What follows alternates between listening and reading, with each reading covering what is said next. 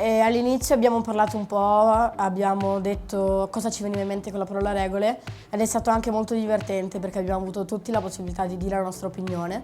Poi c'è stato un gioco, anche quello divertente, del girare per la classe bendati e girare le caramelle, che poi abbiamo mangiato. E abbiamo fatto sempre altri discorsi riguardo le regole, perché venivano imposte e che avevano dei significati. Anche questo è stato molto interessante perché ci ha fatto capire a cosa servono le regole che hanno un significato. Se ascolto dimentico, se vedo ricordo, se mi coinvolgi imparo. Questo è il titolo dei laboratori che stiamo facendo in classe all'interno del festival Educhiamoci. Ora voi immaginate questo principio se lo applichiamo alle regole. Potremmo dire se mi fai la predica la rifiuto. Questo è il concetto da cui partiamo quando coinvolgiamo i ragazzi. Che cosa significa?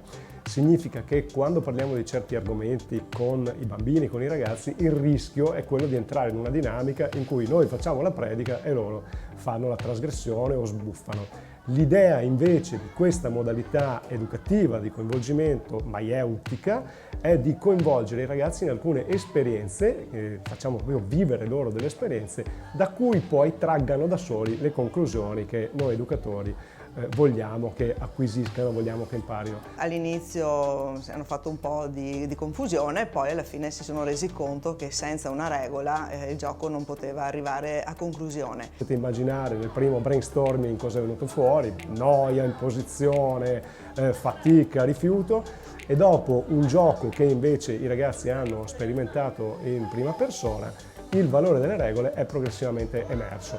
Questo significa che i ragazzi in realtà sono molto sensibili anche ai temi della socialità, all'utilità degli accordi, del rispetto delle regole, a patto che li sappiamo coinvolgere in una modalità interattiva che porti loro stessi a riflettere sul valore e il senso educativo anche delle regole. Ognuno ha avuto la possibilità di esprimere la propria opinione e ci siamo divertiti tutti e abbiamo anche fatto un po' di dibattito. È stata un'esperienza positiva sicuramente per loro e la proseguo successivamente per dare anche un senso completo.